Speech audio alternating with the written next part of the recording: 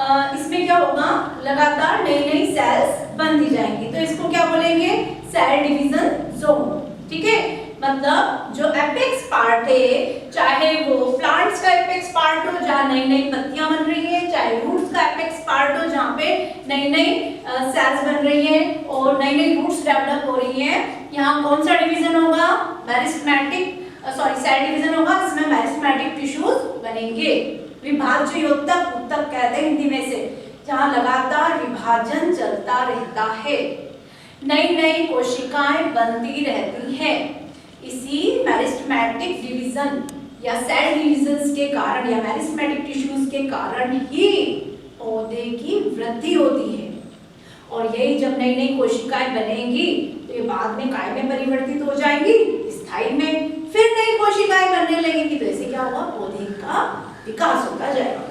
ठीक है, अब हम स्टडी करेंगे the diagram above of the depicts how several cells adapted for the cell functions work in conjunction to from tissues, मतलब कि टिश्यूज के फंक्शंस के अनुसार उनकी डिविजन्स, प्लांट्स में किस तरीके से उनके डिविजन्स किया गया है, ये हम इसमें देखेंगे। ठीक है, तो हमें अभी क्या पढ़ना है, हम एक शब्द में बोले तो classification of tissues in the plant. तो बच्चों इसको क्या किया गया है, दो पार्ट्स में डिवाइड किया गया है, किसको, टिश्यूज को, कौन सा टिश्यूज को, प्लांट टिश्यू को। Okay, number 1, meristematics are capable of the cell division. ठीक है, मेरिस्टेमेटिक यानी जिसमें लगातार सेल डिवीजन होता रहता है, कैसी सेल्स है, जो सेल्स को डिवाइड करने में कैपेबल है। ओके, तो ये कौन सी हो गई, मेरिस्टेमेटिक। इसके बाद तो इधर कुछ हुआ ही नहीं, क्योंकि वो तो लगातार सेल डिवाइड होती जा रही है। अब जो डिवाइड हो गई है उनका डेवलपमेंट, जैसे नया बच्चा पैदा, जैसे एक बच्चा पैदा होता है ना, तब वो कितना मतलब सेंसिटिव होता है, उसके बाद वो बढ़ता जाता है, तो वैसी की वैसी प्लांट्स में भी नई नई कोशिकाएं बनती है, जो बाद में काय में बदल जाती है, स्थायी। ठीक है, नंबर 2 है permanent cells are incapable of cell division.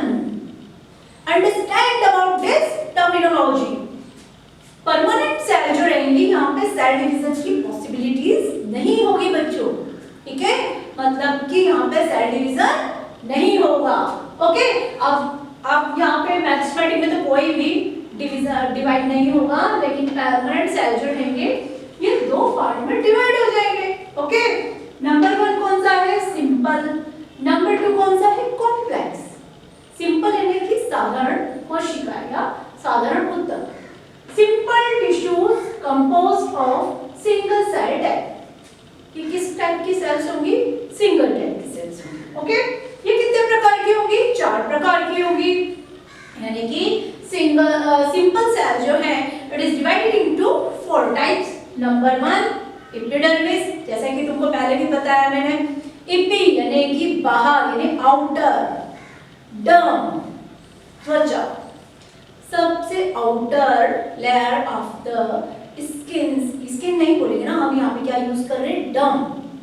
ठीक है, epidermis. Number 2 parenchyma, number 3 collenchyma and number 4 sclerenchyma. अब यहाँ क्या हुआ बच्चों, पैरेन्काइमा और कोलेन्काइमा को मिला के एक जॉइंट टिश्यूज और फॉर्म होगा, जिसका नाम होगा क्लोरेन्काइमा।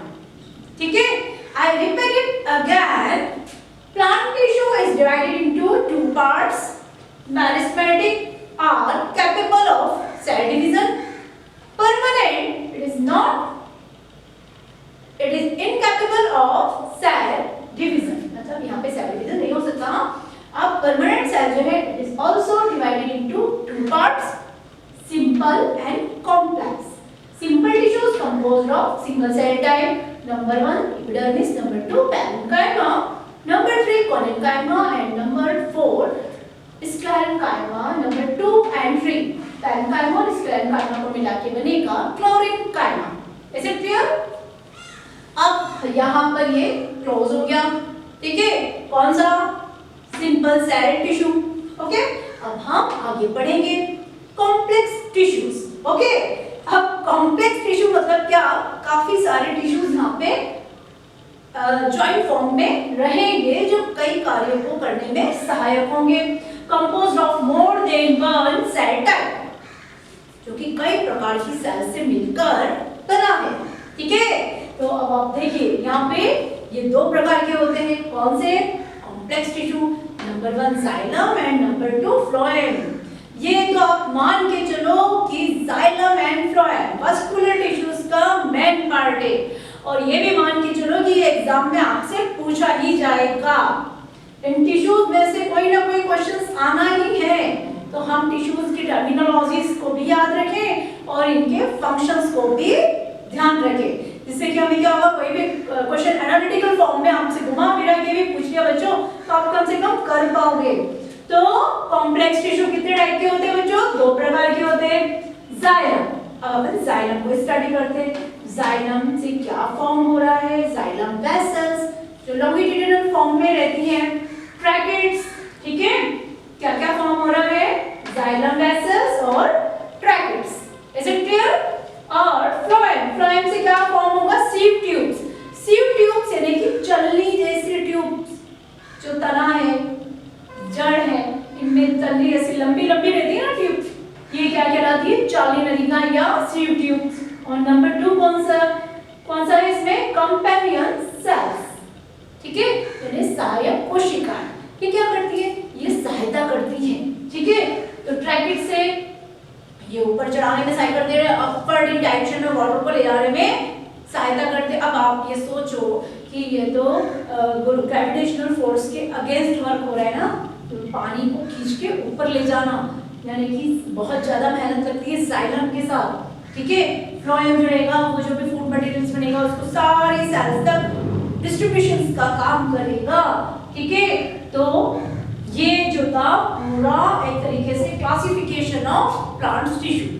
ठीक है बच्चों, तो इसको आप बहुत अच्छे से कर लेना और एक एक पार्ट को आप नंबरिंग के साथ याद करना, क्योंकि कोई ना कोई क्वेश्चंस अब आपसे यहाँ पे पूछा सकता है। अब यहाँ पे कितने क्वेश्चंस बनते हैं ये याद रख लीजिए, क्योंकि अभी हम आपसे बाद में हम आपको लिख कर दें, इससे तो बेस्ट है कि आप अभी देख लीजिए।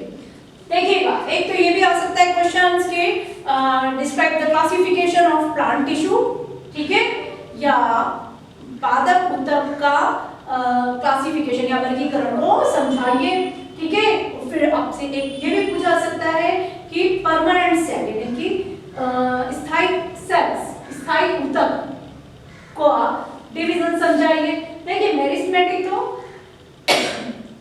आएगा ही आएगा। मेरिस्टेमेटिक में आपको apical cell theory, histogen cell theory, है ना, कॉपर कप्पा थ्योरी, इनमें से कोई सी भी आपसे पूछी जा सकती है। टिश्यूज में आप ये ध्यान रखना कि जितने भी सिद्धांत है उसमें एपिकल सेल थ्योरी जो अग्रस्त कोशिका सिद्धांत है वो तो आता ही है। आप चाहे यूनिवर्सिटी लेवल पे भी चले जाओगे, इसको इलैबोरेटेड फॉर्म में तो आपको पढ़ना है, और मेडिकल के एग्जाम में भी आपको इससे रिलेटेड क्वेश्चंस आ सकते हैं। Is it clear? तो अब इसमें क्या है, सिंपल सेल टिश्यूज में पैरेन्काइमा है, कोलेनकाइमा है, इनसे रिलेटेड आपको क्वेश्चंस आ सकते हैं, और इसके डायग्राम्स आपसे पूछे जा सकते हैं क्योंकि सबके डायग्राम्स भी हैं, एक तो हमने सिर्फ क्लासिफिकेशन किया है। अब दूसरा क्वेश्चन आपसे ये बनता है कि प्लांट ऑर्गन या प्लांट टिश्यू को डायग्रामेटिकल फॉर्म में समझाइए या एक्सप्लेन कीजिए। डायग्रामेटिकल फॉर्म में आपको समझाने का आया प्लांट ऑर्गन या प्लांट टिश्यू को, तो आप ये पूरा डायग्राम एज इट इज बना दीजिएगा। और अगर आपसे ऐसा भी हो सकता है कि TS of roots, TS of stem and TS of VS of leaves, इनको डिस्क्राइब करिए, या पौधे की आंतरिक संरचना को विस्तार से समझाइए, या जड़ की आंतरिक संरचना को विस्तार से समझाइए, या फिर डिस्क्राइब द इंटरनल सिस्टम्स या anatomy of the stem, anatomy of the leaves and anatomy of the roots. Is it clear? तो इस तरीके से आप सभी क्वेश्चंस को रेडी करिएगा, और ये जितने भी आपसे टर्मिनोलॉजीज हैं ये आपसे ऑब्जेक्टिव फॉर्म में भी पूछी जा सकती है, मैं भी पॉसिबल आपसे फिल इन द ब्लैंक्स के फॉर्म में भी पूछी जा सकती है। तो ये सब भी आप रेडी कर लेना, ओके, क्योंकि इट इज वेरी इंपॉर्टेंट। अगर हमने ये सब नहीं पढ़ा ना तो हमें आगे कुछ भी समझ में नहीं आएगा। वो आप लिख के अच्छे से याद करना। वैसे भी पैंडेमिक टाइम चल रहा है और आप लोग ऑनली ये रिकॉर्डिंग से या ऑनलाइन स्टडी से कर रहे हो, तो ज़्यादा से ज़्यादा इसको ड्रॉ करो। बहुत सिंपल सा है, कोई प्रॉब्लम वाली बात नहीं है। आप कभी स्कूल आओगे तो हम आपको इसके टीएस भी जो है सेक्शन कटिंग के आपको माइक्रोस्कोप के नीचे दिखा देंगे, तो आपको थोड़ा अच्छा लगेगा इसको देख के, क्योंकि जब तक प्रैक्टिकल नहीं करेंगे तो हमें समझ में कैसे आएगा, है ना, कि टीएस का मतलब क्या होता है, टीएस ऑफ रूट्स कैसे करेंगे, टीएस ऑफ स्टेम कैसे करेंगे, वीएस ऑफ लीव्स कैसे देखें हम, तो ये सब भी हम आपको बता सकते हैं जब भी आप स्कूल आएंगे। तो प्रैक्टिकल में भी है ये, जैसे कि मोनोकॉट और डाइकॉट प्लांट का भी डिस्क्रिप्शन से। अभी आपको एक और भी है कि फ्लावर का जैसे वेरियस पार्ट्स को डिस्क्राइब करने का, इसी तरीके से मोनोकॉट डाइकॉट का भी है। तो हम इसके अंदर ये सारी चीजें भी डिटेल में पढ़ लेंगे तो हमें समझ में आ जाएगा। Okay, now thank you very much, पढ़ते रहिए।